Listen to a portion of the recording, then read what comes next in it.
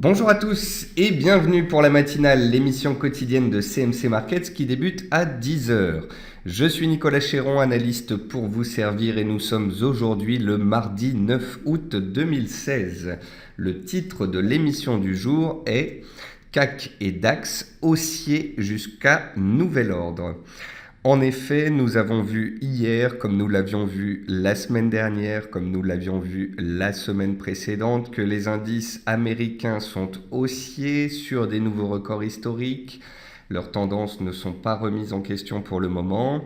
Le CAC et le DAX en Europe suivent les États-Unis. Ils sont toujours dans une tendance haussière depuis à peu près 5 semaines, depuis ce fameux Brexit.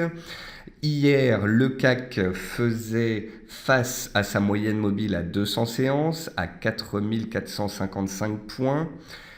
Et on avait un support à 4400 points, on a échoué sous MM200, on est revenu sur les supports, on est en train de rattaquer MM200 aujourd'hui. C'était justement ce que je vous expliquais hier. Hier, nous étions lundi, nous étions haussiers, mais les US avaient enchaîné 4 séances consécutives de hausse, en Europe également. Donc je vous expliquais que 1, on était haussier, que 2, on était sous des résistances sous lesquelles on pouvait refluer un petit peu, mais que 3, cela n'empêchait en rien, tant que les supports tenaient, que ces fameuses résistances que l'on a vues ensemble sur le CAC et le DAX puissent céder. Nous allons donc voir aujourd'hui si ces résistances cassent pour de bon, auquel cas un nouveau potentiel haussier s'ouvrirait sur les indices européens. Bienvenue à tous pour cette matinale et on va pouvoir rentrer dans le vif du sujet. Comme tous les matins, voici un avertissement sur les risques concernant le caractère purement informatif de cette présentation et les CFD. Je vous laisse en prendre note. Je vous invite à utiliser les fonctions de chat et de questions-réponses en haut de votre écran pour pouvoir converser avec moi. Comme tous les matins, nous allons voir ensemble les actualités marché, macro, actions, les statistiques économiques passées et à venir, une figure graphique reconnue par la plateforme de CMC Markets. Bien évidemment, je répondrai à vos questions tout au long de cette présentation.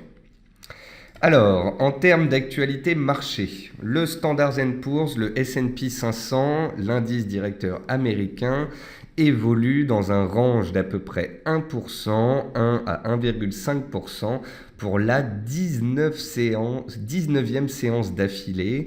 Donc il faut bien comprendre que nous sommes au plein cœur de l'été, en période estivale, les volumes sont faibles, la volatilité est faible, la tendance du S&P 500 reste pour l'instant haussière, mais la volatilité est vraiment écrasée. Le CAC 40 a reflué sous sa moyenne mobile à 200 jours. Hier, la fameuse MM200 à 4445, mais il reste haussier. Donc c'est ce que je vous expliquais hier. On était sous la MM200 au moment de la matinale hier. Je vous expliquais qu'on avait un support à 4400 points, une résistance à 4445-4450 points. On était haussier, donc on a reflué sous la moyenne mobile hier en séance, on est revenu vers le support a été favorablement testé et on est reparti à la hausse dans le sens de la tendance. Le Nikkei d'ailleurs finit à un plus haut de 2 semaines, porté par la stabilité du yen. On a donc bien un Standard & Poor's, l'indice directeur américain qui est haussier dans toutes les unités de temps, un CAC qui est haussier en données hebdomadaires et journalières, et un Nikkei qui est haussier en données journalières. Donc on a donc bien tous les indices européens, américains et le principal en Asie qui sont haussiers à court terme et ce jusqu'à nouvel ordre. D'ailleurs, le Volatility Index, le VIX, vient corroborer la hausse des indices puisqu'il inscrit de nouveaux plus bas annuels à 12,5 points ce matin. Le pétrole WTI consolide sa hausse de 10% en 4 séances. Il est actuellement à 42,30 $ avant les stocks de mercredi. Ce qui a soutenu les cours du pétrole, c'est aussi des discussions concernant une éventuelle réunion de l'OPEP à venir au mois de septembre sur des possibles gels de la production. Néanmoins, attention à cela, on en avait parlé il y a quelques mois, l'OPEP n'a plus l'influence qu'elle avait avant sur le marché de l'or noir. Et puis dernière actualité marché, le riz gagne 3,5% en 3 séances suite au test positif de son support annuel à 9,20 cents. C'est un support que je vous ai dit surveiller hier, il a été touché, on a rebondi dessus, on regardera ce que cela donne tout à l'heure dans la partie graphique. En tous les cas, les cours du riz semblent réactifs sur un support déjà testé sur les 12 derniers mois. En termes d'actualité macroéconomique, le rendement obligataire à 10 ans de l'Espagne est passé sous 1% pour la première fois de son histoire. C'est la résultante de la politique monétaire européenne qui pousse tous les taux obligataires vers zéro, voire dans le négatif. Il faut bien comprendre que lorsque c'était la crise européenne dans les années 2010-2011, les rendements obligataires en Espagne et au Portugal pouvaient être à 5, 7, 9%. Donc là, c'est vraiment plus intéressant, presque plus intéressant de se placer en Europe sur les rendements des États. Et vous voyez que même l'Espagne, qui est un pays a priori un petit peu risqué, ne rapporte plus que 1%. Donc on a vraiment une déstabilisation du marché obligataire à cause des politiques monétaires des banquiers centraux ces derniers trimestres. Jérôme Powell, membre des gouverneurs de la Fed, évoque une probable ère de croissance plus faible. C'est une bonne chose, il serait temps que les officiels comprennent que la croissance mondiale ralentit depuis 10 ans et que nous pourrions entrer dans une ère, que ce soit aux États-Unis, en Europe ou dans les pays émergents, dans une ère de croissance plus faible. Le S&P 500 se traite sur des multiples de 20,5 fois les bénéfices, son niveau le plus élevé depuis 2009. Donc de nombreux analystes commencent à dire que le S&P 500 est relativement cher. Mais parallèlement à ça, ce qui fait que l'indice directeur américain est plutôt soutenu, c'est que les bénéfices des sociétés du S&P 500 sont attendus en baisse de moins 2,6% ce trimestre contre moins 5% précédemment. Et puis 78% des entreprises du S&P 500 ont publié et 56% d'entre elles ont dépassé les attentes. Donc ce qu'il faut bien comprendre, c'est que les officiels des différentes banques centrales sont en train de comprendre qu'on entre dans une ère de croissance plus faible. À cause de la politique monétaire des banques centrales, eh bien, les taux obligataires de nombreux pays sont en train de plonger vers zéro ou bien sont négatifs. Actuellement, les indices sont chers. Mais parce que les résultats sont moins pires qu'attendus, eh bien, les indices continuent de grimper. Et puis pour finir, ce que je vous disais, c'est que le pétrole est soutenu à court terme par les rumeurs d'une réunion des membres de l'OPEP en septembre, avec de nouveau la possibilité d'un gel des niveaux de production afin de soutenir les prix. Néanmoins, rappelons-nous qu'une telle réunion avait eu lieu au premier semestre et qu'elle n'avait pas eu un impact positif sur les cours. Côté entreprise, Airbnb a finalisé une augmentation de capital de 850 millions, valorisant la société à 30 milliards. Sotheby's s'appréciait de 18% hier grâce à des résultats supérieurs aux attentes au deuxième trimestre. En France, ce matin, Numericap Group gagne 6,8% suite à la publication de résultats trimestriels meilleurs qu'attendus. Donc ici aussi, c'est des résultats trimestriels qui sont moins pires qu'attendus puisqu'on attendait une baisse du résultat net et du chiffre d'affaires et que cette baisse a été moins forte qu'attendue. Donc on ne peut pas non plus dire que ce soit de très bonnes nouvelles. AB Science, société biotechnologique française, annonce que le Massitinib a été reconnu médicament orphelin par l'Agence européenne des médicaments, l'EMA, pour le traitement de la maladie de Charcot.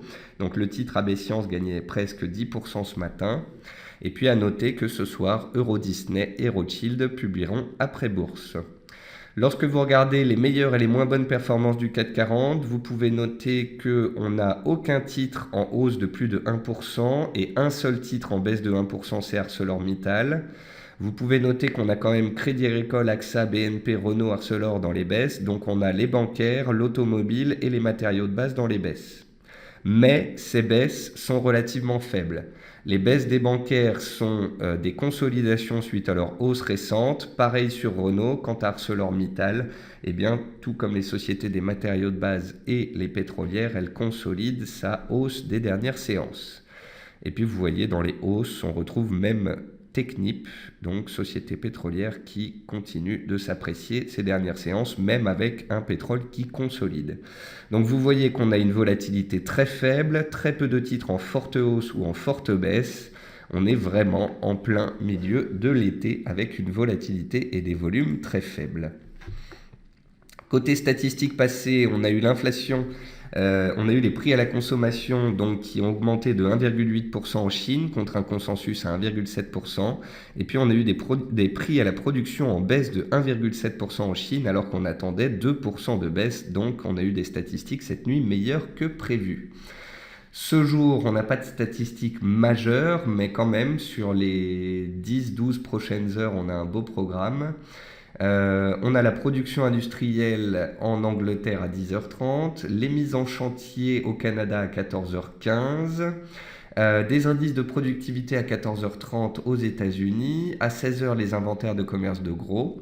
Et puis cette nuit, à noter qu'on aura des statistiques japonaises à 1h50 du matin et puis des statistiques chinoises à 2h du matin et enfin une statistique sur les logements neufs à 3h du matin en Australie, ce qui fera bien évidemment potentiellement bouger l'AUD. Donc voilà, pas mal de statistiques sur Angleterre, Canada, États-Unis, Chine, Japon et Australie dans les 12 à 14 heures à venir. Et puis pour finir, une figure graphique reconnue par la plateforme de CMC Market, il s'agit d'un triangle en données journalières sur la livre, sur GBP/USD. Donc ici on a un triangle qui est noté 4 sur 5. La sortie de la figure devrait potentiellement donner le tempo pour la suite. Vous voyez qu'a priori, la livre est en train de casser ce triangle par le bas. Elle est également en train de casser les plus bas des 3 dernières semaines vers 1,3060, 1,3080. De ce fait, si cette cassure de triangle est validée ce soir en cours de clôture, eh bien on pourrait potentiellement retrouver les plus bas annuels, voire inscrire de nouveaux plus bas de 30 ans. La livre est sous pression à cause de la politique monétaire qui a changé, les taux ont été baissés et du quantitative easing a été mis en place. Donc bien évidemment, ça pèse sur la livre alors que parallèlement, le dollar américain reste bien orienté. C'est ce qui explique la pression actuelle sur cette paire. On va maintenant pouvoir passer à la plateforme de CMC Markets. Et dans la partie graphique sur les indices, en fait, les constats sont les mêmes qu'hier. On va commencer comme tous les matins par le S&P 500. Donc le S&P 500 est haussier en données mensuelles, hebdomadaires et journalières. Vous pouvez noter néanmoins que le S&P 500 s'inscrit dans une figure d'élargissement et qu'on a une résistance ici vers 2187-2188. C'est sous cette résistance que les cours ont bloqué hier et il faudra absolument casser cette dernière pour pouvoir espérer aller plus haut. Un point positif, c'est que la tendance est toujours haussière, elle est fortement haussière au-dessus de la moyenne mobile à 15 séances à 2172 points. Tant qu'on tient les 2158 points, la tendance est haussière et les acheteurs ont la main. Si et seulement si on venait à casser les 2158 points dans les séances à venir, alors on se poserait des questions sur la pérennité de la hausse. Donc voilà, le S&P a fait un nouveau plus haut historique hier, il se stabilise à plat pour le moment, il reste dans une tendance haussière pour l'instant. Le seul bémol, c'est cette figure d'élargissement avec donc une résistance vers 2187-2188. C'est la même chose en fait sur tous les indices, on est haussier, on est en tendance haussière, ici c'est le CAC. Il est haussier depuis 5 semaines, donc haussier en données hebdomadaires, il est haussier aussi en données journalières. Vous pouvez voir donc que le CAC est en train de tester sa moyenne mobile à 200 séances pour la 5e fois en 5 mois. Une fois en avril, une fois en mai, une fois en juin, une fois en juillet. Et nous voilà de nouveau sur cette moyenne mobile en août. Si et seulement si on arrive à casser cette moyenne mobile et à casser en cours de clôture les 4450 points, les plus hauts de fin juillet, alors on cassera un niveau clé et on pourrait aller vers les 4500, 4530, voire les 4600 points. Pour ce faire, il faut absolument casser cette moyenne mobile à 200 séances. Si on ne la casse pas, il y a des risques de revenir vers les supports une nouvelle fois, comme hier, à 4400 points. Et si on casse les 4400 points, si et seulement si on casse les 4400 points, alors on pourra parler de retournement baissier à très court terme et on parlerait d'une tendance non plus haussière en journalier, mais d'une tendance neutre. Donc voilà, tant qu'on est au-dessus de 4400 points, la tendance est haussière, les acheteurs ont la main, on fait face à la MM200, si on la casse, on va plus haut. Par contre, si on n'arrive pas à passer la MM200 dans les heures ou séances à venir et qu'on venait casser 4400, on redeviendrait neutre et on serait dans un range compris entre la MM200 et les 4300 points. Donc voilà, comme le disait le titre de la matinale, on est haussier jusqu'à nouvel ordre. Et voici le DAX. Donc le DAX qui, tout comme le SP500 et tout comme le CAC, fait face à une résistance. On a testé la résistance hier à 10 480 points, ce sont les plus hauts d'avril 2016. On a reflué, on a repris, les acheteurs se sont présentés sur les plus bas d'hier, ont gardé la main et challenge de nouveau cette résistance majeure. Si on arrive à casser cette résistance qui correspond au haut de la figure d'élargissement sur le SP500 et à la moyenne mobile à 200 séances sur le 440, alors le DAX pourrait accélérer en direction des 10 700, 10 800 points. Je vous rappelle que le DAX en début d'année a ouvert un gap baissier entre 10 760 et 10 520 points. Donc s'il arrivait à s'échapper du range dans lequel il est depuis 5 mois à la hausse, on pourrait penser qu'il irait clôturer potentiellement ce gap à 10 760 points, donc potentiellement encore 3% de hausse. Si vous vous demandez quelle est cette oblique en jaune qui passe sur mon graphique, je vais agrandir mon graphique et vous montrer d'où elle vient. J'ai pris le point haut du DAX en avril 2015, je l'ai fait passer par le plus haut du 30 novembre et cette oblique passe par les plus hauts de lundi dernier. On comprend donc pourquoi lundi dernier on a ouvert ici sous la résistance et on a baissé. Mais les acheteurs ont pris la main, l'appétit pour le risque est resté fort et on a continué, on est reparti à la hausse dans le sens de la tendance. Alors vous pouvez voir qu'hier on avait gapé l'oblique jaune qui passait par tous les plus hauts. On est resté au-dessus de cette oblique, c'était un point positif. Et ce matin, on a pris appui sur cette oblique. Donc tant que le DAX restera au-dessus de cette oblique, il sera en tendance haussière de court terme, il pourrait casser sa résistance et continuer plus haut. Si et seulement si le DAX venait à passer sous les plus bas des deux dernières séances et casser les 10 370 points, soit la clôture de vendredi dernier, alors on se poserait des questions. Les 10 370 points ici sur le DAX correspondent en gros aux 4 400 points sur le CAC. Donc, tant que les plus bas sont de plus en plus hauts, tant que les tendances haussières sont en place, les résistances auxquelles le SP500, le CAC et le DAX font face peuvent casser. Si et seulement si on vient à casser les plus bas des dernières séances et les supports que je viens de vous indiquer sur ces trois indices, alors on passerait de tendance haussière à neutre et il faudrait faire attention car les vendeurs pourraient alors tenter de reprendre la main. Donc voilà, haussier jusque nouvel ordre, sous des résistances comme hier. Va-t-on les dépasser? Je ne sais pas, tout dépendra des catalyseurs à venir. Une chose est certaine, tant qu'on est au-dessus des supports, la probabilité de casser les résistances est plus forte que la probabilité d'un retournement violent du marché. C'est d'ailleurs corroboré par le VIX. Le VIX, l'indice de la peur, est au plus bas sur plusieurs mois. Il est d'ailleurs sur des plus bas de 10 ans. La volatilité est extrêmement faible. C'est le signe d'une complaisance accrue. C'est aussi le signe d'un marché très peu volatile pendant l'été. Une chose est certaine, tant que la volatilité sera extrêmement faible, ce sera plutôt porteur pour les acheteurs. Donc voilà pour les indices. On va faire un tour sur le marché actions. Sur le marché actions, pas grand-chose dans les baisses, des titres qui consolident, qui latéralisent, aucune baisse de plus de 1%. Et puis dans les hausses, c'est surtout des publications.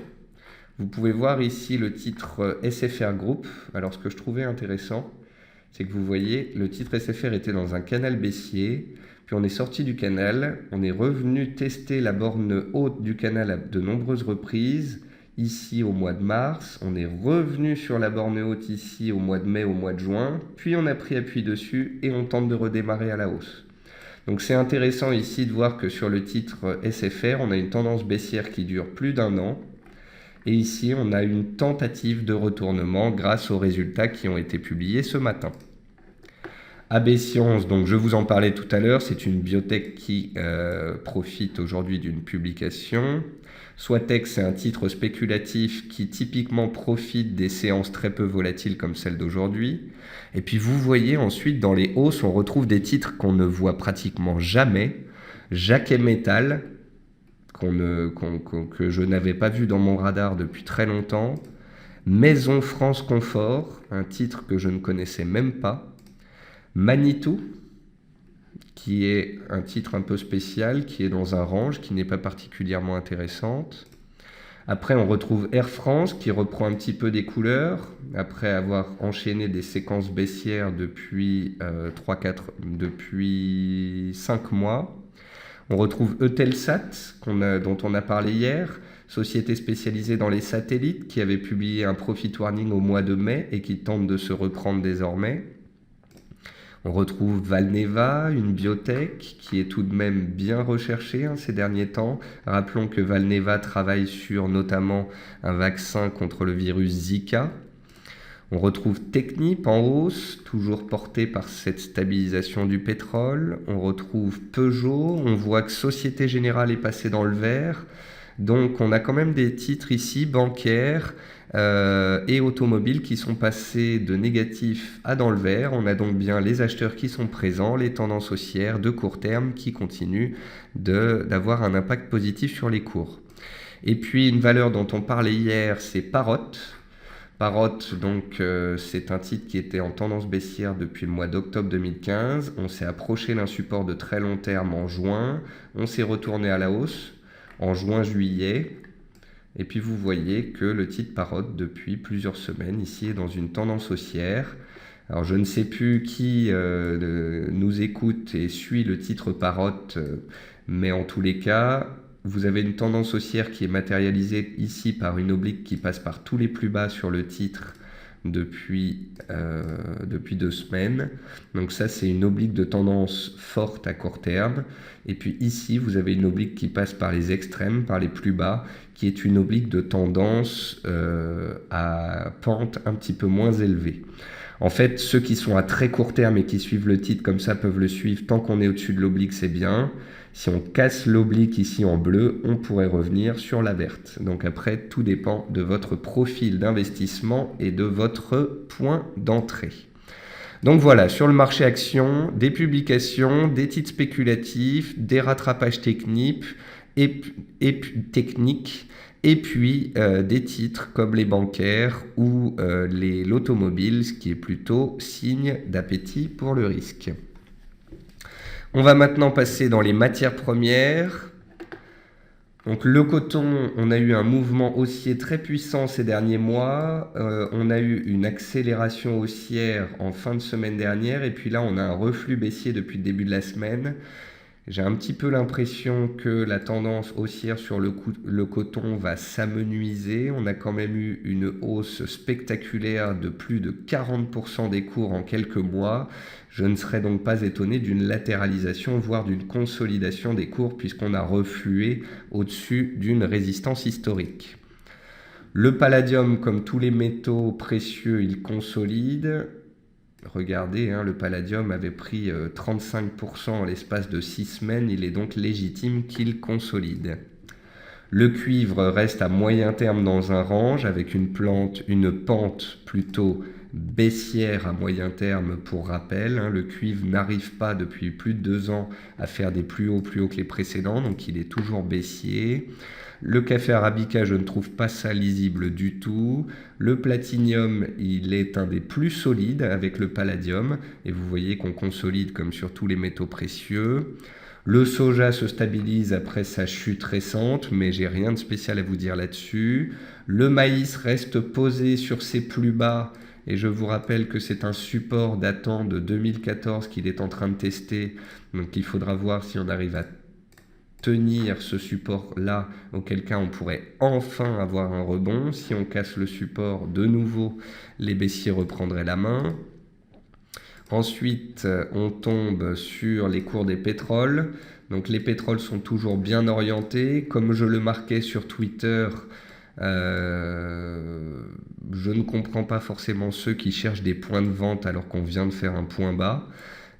Donc en fait, j'explique qu'ici, on a eu de la baisse pendant 2 mois, on a perdu pratiquement 25%, on est revenu sur MM200 et on a fait un chandelier de retournement superbe la semaine dernière avec des stocks supérieurs aux attentes. Donc ça voulait bel et bien dire qu'à court terme, les acheteurs reprenaient la main. Donc ce que j'expliquais sur Twitter hier, c'est que quand on fait un point bas de court terme manifeste sur une MM200, on ne cherche pas à se mettre à la vente dès le lendemain. Pour ceux qui souhaiteraient jouer la baisse dans le sens de la tendance baissière qui est en place depuis 2 mois, eh bien peut-être qu'une technique serait d'attendre soit une résistance majeure, soit une figure de retournement baissière en données 4 heures ou en données journalières. Cela augmenterait la probabilité, la chance de retournement dans le sens de la tendance baissière depuis 2 mois. Il ne faut pas oublier que le pétrole est également soutenu par une tendance haussière qui a démarré en janvier-février de début d'année. Si on prend le mouvement haussier de début d'année et qu'on met des retracements de Fibonacci, en fait, on a eu un mouvement haussier très puissant, un retracement de près de 50% de la hausse et puis un redémarrage haussier dans le sens de la tendance de moyen terme. Donc pour l'instant, le pétrole a un biais haussier à moyen terme au-dessus des mêmes 200 et un biais haussier de court terme suite à la belle réaction qu'il a fait mercredi dernier et puisqu'il fait des plus bas de plus en plus haut ces dernières séances. Donc, tout comme sur les indices boursiers, le CAC, le DAX, pour moi, les pétroles, Brent et WTI sont haussiers et ce, jusqu'à nouvel ordre. Et un nouvel ordre, c'est une éventuelle figure de retournement, comme je vous le disais il y a quelques instants. C'est la même chose sur le Brent. Non, je parlais du Brent il y a quelques instants, là c'est le WTI. Donc je vous indiquais qu'il fallait casser la résistance des 42 $ hier, ça a été fait. Et donc voilà, le WTI, on a un mouvement haussier très puissant qui dure près de 4 mois. On a une consolidation rapide sur 2 mois, un retour sur MM200. Et là, à court terme, les acheteurs ont repris la main et ce, jusque nouvel ordre. L'argent consolide puisque l'argent profite de l'aversion au risque et qu'actuellement les indices sont haussiers. Puis l'argent pâtit aussi d'un dollar fort. L'argent est dans un range, on a échoué en haut, on est en train de revenir en bas et pour l'instant il n'y a aucun signal de retournement. Même chose sur l'or, l'or est dans une belle tendance haussière depuis le début de l'année 2016, certes, mais à court terme on a fait un double top sur 1365. Les cours sont donc en train de revenir vers les supports. La zone des 1320-1330 apparaît comme une première zone de soutien. S'il y a de l'aversion au risque ou une baisse du dollar, eh bien on pourrait voir les cours de l'or réagir sur cette zone de prix. Si au contraire les indices venaient à casser les résistances dont on a parlé en début d'émission et le dollar devait soit être stable, soit haussier, alors l'or pourrait potentiellement casser son support de court terme et revenir vers son bas de canal de moyen terme et vers son oblique, sa moyenne mobile ici, la MM130 exponentielle en données journalières. C'est une moyenne mobile sur laquelle on a buté début janvier, puis on a pris appui dessus début janvier, on est revenu prendre appui à la fin mai, début juin. Donc si on revenait vers cette moyenne mobile de moyen terme, ce serait potentiellement une entrée attractive dans le sens de la tendance haussière. Donc ça, c'est à voir. En tous les cas, pour moi, à court terme, l'or est sous résistance et donc je ne fais pas attention plus que cela au support. J'attends une éventuelle figure de retournement à la hausse avant de parler de reprise haussière. Ensuite, le gaz, il est neutre. Le blé, il est toujours posé sur son support pluriannuel. Les bovins engraissés continuent de grimper suite au signal haussier donné la semaine dernière. Le jus d'orange est toujours très capricieux, ne m'intéresse pas. Alors ça, c'est le riz dont je vous parlais en début d'émission. Donc vous voyez ici, 2014, très fort mouvement baissier sur le riz. Début 2015, on touche le support à 9, 9,20, on repart à la hausse. On revient début 2016 sur ce support à 9,20, 9,30 et on repart violemment de 20% à la hausse, 30% même. Et puis là, on est de nouveau revenu violemment sur cette zone de support. Donc on est sur un support pluriannuel testé en 2015 et en 2016 à 2 reprises. Si et seulement si on venait à casser ce support, eh bien, les cours du riz pourraient de nouveau reprendre leur tendance baissière. Mais là, à court terme, les acheteurs semblent être présents. Quand on regarde la configuration en données journalières, on avait une tendance baissière, on s'est stabilisé sur le support et hier, on a eu un beau chandelier haussier, tentative de retournement, suivi par un gap haussier ce matin. Donc, pour l'instant, plutôt un biais positif sur les cours du riz. Alors attention, les cours du riz peuvent très bien revenir à la baisse vers les 9,40 pour combler le gap, voire les 9,30 pour reprendre appui vers le support. En tous les cas, une chose est certaine, grâce à cette réaction, nous savons que les acheteurs sont encore présents sur cette zone de prix, tout comme ils l'étaient en mars 2016. Et cela laisse donc la porte ouverte à un scénario de stabilisation sur cette zone, voire de retournement à la hausse, comme ça avait été le cas en 2015 et en 2016. Et puis enfin, concernant les cours du sucre, ils sont, comme je vous le disais hier, repartis violemment à la hausse dans le sens de la tendance de moyen terme, mais ils refluent sous leur plus haut. Et quand on regarde les cours du sucre brut, on se rend compte que les cours sont plus ou moins dans un range. On a tenu le bas du range, on est en train de revenir vers le haut du range. Si on casse le haut du range, on aura une nouvelle vague haussière potentiellement. Par contre, si on y échoue comme à la fin juin, alors on fera attention car les cours du sucre pourraient tout simplement latéraliser et non plus grimper. Donc voilà pour les matières premières. Et puis pour finir avec les devises, et bien sur les devises, pas grand chose à dire, si ce n'est que le dollar reste haussier. Alors le dollar est haussier, mais attention car avant-hier, donc vendredi, hier lundi et ce matin, il a l'air de buter sur une zone ici à 96,50 points. Donc si et seulement si le dollar arrive à casser cette zone de prix, à accélérer, on pourrait avoir des mouvements baissiers sur toutes les paires en dollars. Par contre, si le dollar n'arrive pas à passer cette zone de prix et qu'il consolide, qu'il latéralise ou qu'il consolide vers les supports, eh bien, on pourrait avoir un rebond technique sur les paires en dollars et puis des rebonds également sur les métaux et les matières premières en général qui sont dénominées en dollars. Alors, quand on regarde les paires en dollars, la plus forte, c'est l'AUD-USD, indéniablement. On est sur des plus hauts des 2 derniers mois, on est sous un niveau de résistance qu'il faudrait dépasser pour pouvoir aller plus haut. Donc la résistance, elle est ici à 0,7670, 0,7680. On l'a approché hier, on n'est pas passé, on est encore dessous aujourd'hui. Donc si et seulement si ça passe, on pourrait retrouver les plus hauts annuels. A contrario, on pourrait continuer de consolider. Donc l'AUD, je vous le redis, est la paire en dollars la plus forte parmi les majeures. L'euro, c'est très neutre. Un range entre 1,0950 et 1,1250, on est à 1,1080, on est en plein milieu du range, il n'y a absolument rien à dire ni à faire pour ceux qui aiment trader les tendances.